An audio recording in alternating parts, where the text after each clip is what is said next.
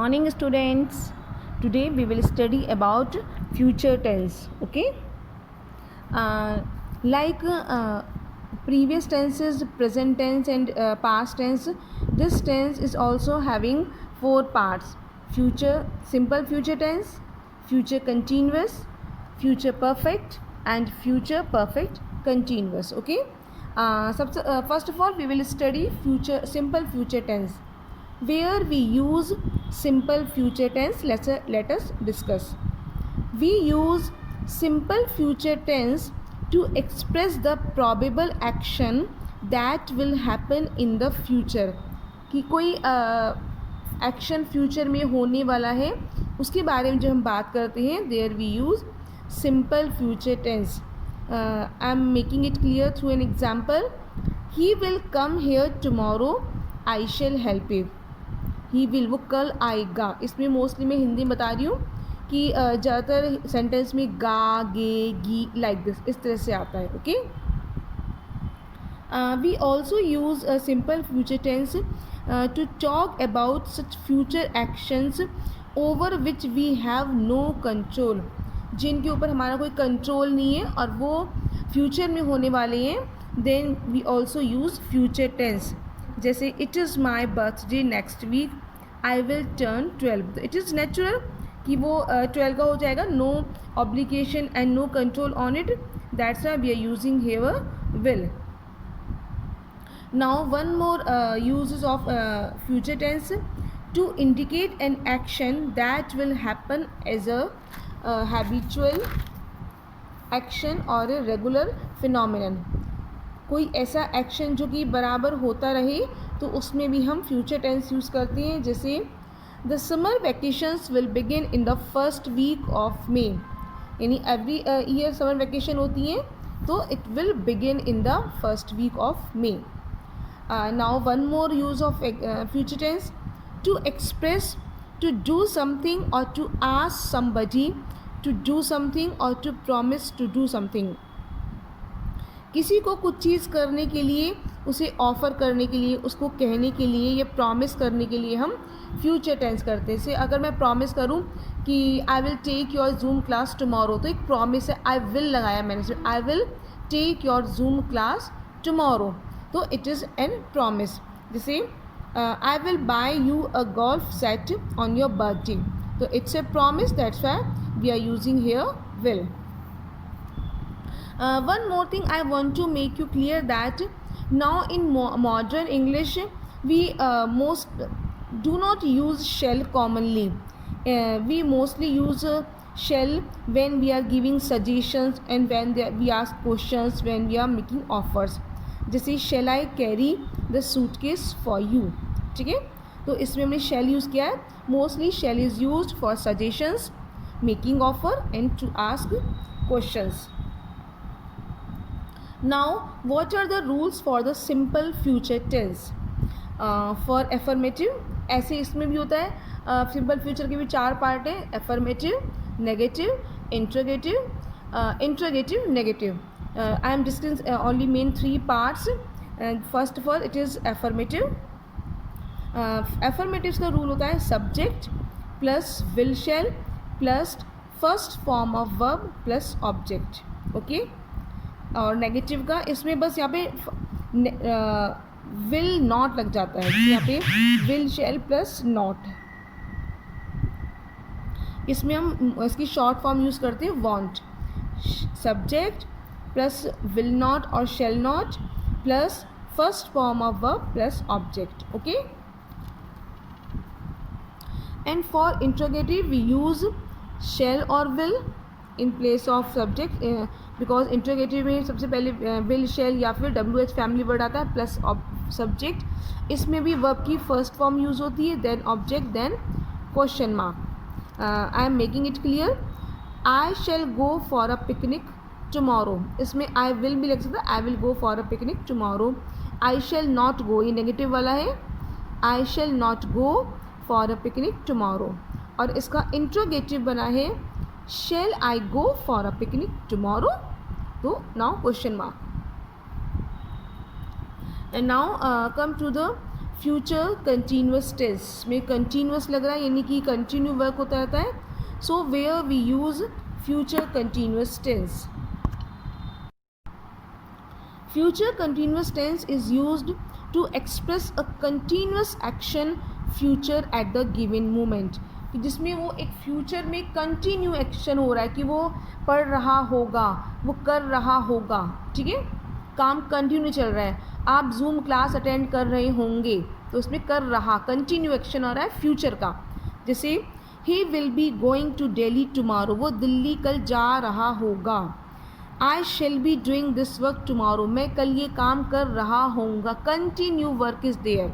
Okay, so what are the rules for affirmative? We use subject plus इसमें be और जुड़ जाता है. Okay, we add be, will be और shall be plus first form में ING लगाते हैं कि कंटिन्यूस है. आप ध्यान देंगे सिंपल प्रेजेंट टेंस का जो कंटिन्यूस हुआ उसमें भी ING, past continuous again ING. So future continuous में भी आईएनजी लगेगा प्लस ऑब्जेक्ट. ओके, इसमें बी लगता है कंटिन्यूस में. नेगेटिव में हम नॉट बी लगाएंगे. Subject plus will shall plus not be plus ING in the first form of verb plus object.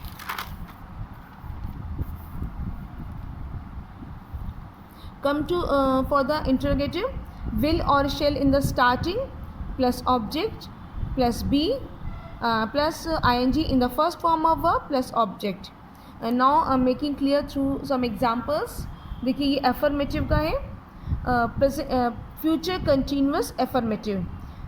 Aman and Priya will be going to school, school जा रहे होंगे.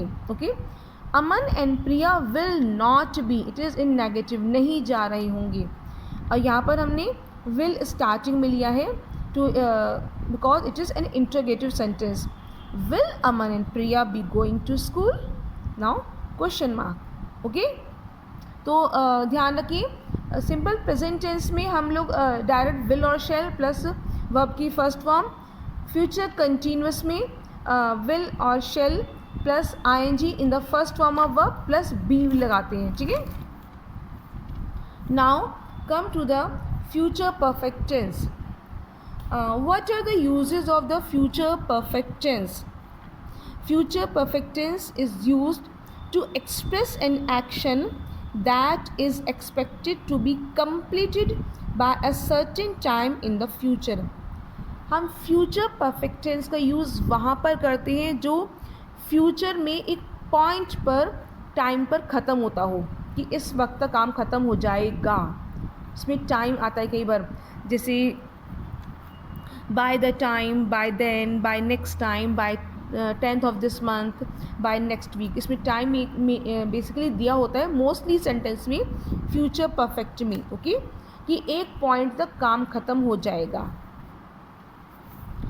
जैसे एग्जांपल द्वारा क्लियर किया है मैंने, he will have finished his work by this time, वो इस समय तक अपना काम ख़त्म कर लेगा. ठीक है, कंप्लीट हो जाएगा काम. So now what are the rules for the future perfect affirmative? Subject plus will shall के साथ हैव लगता है प्लस थर्ड फॉर्म. जितने भी परफेक्ट सेंटेंस हैं हमारे, प्रेजेंट परफेक्ट वर्ब की third form, past perfect verb की third form, future perfect verb की थर्ड फॉर्म. आप ये चीज़ अब बेटा अपने टिप्स पर रखिए. Keep these things on your tips. ठीक है, कि कंटिन्यूस में सब में आईएनजी लगता है, परफेक्ट में सब में वर्ब की थर्ड फॉर्म लगती है. ठीक है, will shall plus have plus third form of verb plus object in affirmative. And for negative इसमें नॉट लग जाता है. Will shall plus not have plus verb की third form plus object. And for interrogative we use in the starting will shall plus subject plus have plus third form of verb plus object. Now we are studying some examples to make this tense more clear. I shall have reached there, मैं वहाँ पहुँच जाऊँगा, यानी एक promise कर रहे हैं कि मैं शायद वहाँ तक पहुँच जाऊँगा. I will have done this work, मैं इस काम को कर लूँगा. will have. मतलब प्रॉमिस कर ही लूँगा एक तरह से. He will not have done this work. Will he have done this work? Question mark. Okay. Now come to the future perfect continuous tense. Now come the future perfect continuous tense, where we use future perfect continuous tense. We use it to express an action as being in progress over a period of time that will end at some point in the future. जैसे future perfect में आपने कहा कि एक काम एक निश्चित time पर ख़त्म हो जाएगा, इसमें उस पॉइंट तक काम चल रहा होगा. Okay. Being progress over a period of time, मतलब उस टाइम एक निश्चित टाइम तक काम चल रहा होगा. जैसे by next June I shall have been completing my studies, यानी इस जून तक काम चल रहा होगा ना. ओके. इसकी अफर्मेटिव में we use subject plus will shall have been plus ing in the first form of verb plus object. इसमें देखिए दोनों का मिक्सचर होता है, फ्यूचर कंटिन्यूस का ing और परफेक्ट का बीन. ठीक है. नेगेटिव में not have been subject plus will shall plus not have been plus ing in the first form of verb plus object. And in the interrogative we use will and shall in the very start of the sentence plus subject plus have been plus ing in the first form of verb plus object. देखिए I have given some examples. She will have been cooking now, यानी अभी तक काम चल रहा होगा future तक. ठीक है. अभी तक भी काम चल रहा होगा. She will have been cooking, अभी तक भी कुकिंग कर रही होगी. ठीक है. इन negative she will not have been cooking, अभी तक कुकिंग नहीं कर रही होगी. I shall not have been preparing for my examination. Will she have been cooking now? क्या अभी तक वो कुकिंग कर रही होगी? She will have been eating for some time. इसमें गलती से क्वेश्चन मार्क लग गया बेटा. Put full stop. Okay. One more thing I want to make you clear that sometimes we use going to in place of will and shall in the simple future tense. Okay. In simple future tense sometimes we use going to in place of shall and will. लेकिन इसे हम use कहाँ करते हैं? देखिए मैंने आपको बताया था simple future tense is use to indicate a promise. देखिए यहाँ मैंने लिखा हुआ आपको बताया था ये चीज़.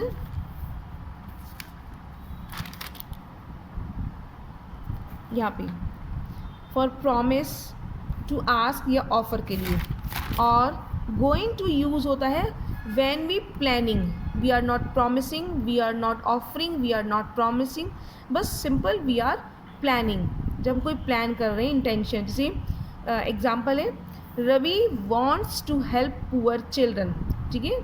हेल्प करना चाहता है. He is going to teach them every evening. तो ये इसकी प्लानिंग है कि वो एवरी मॉर्निंग इवनिंग उनको पढ़ाएगा. तो इट इज़ हिज इंटेंशन और planning. That's why we are using is going to. अगर यहाँ पे चलो हम विल लगाते हैं तो इसमें मतलब है he will definitely teach them. कि Ravi wants to help poor children, he will teach them, यानी वो उनको ज़रूर पढ़ाएगा. It's a promise but he is planning. Okay. And now I have given some exercises for homework in your book. From page number 49, exercise number A मैं आपको दिखाती हूँ book में.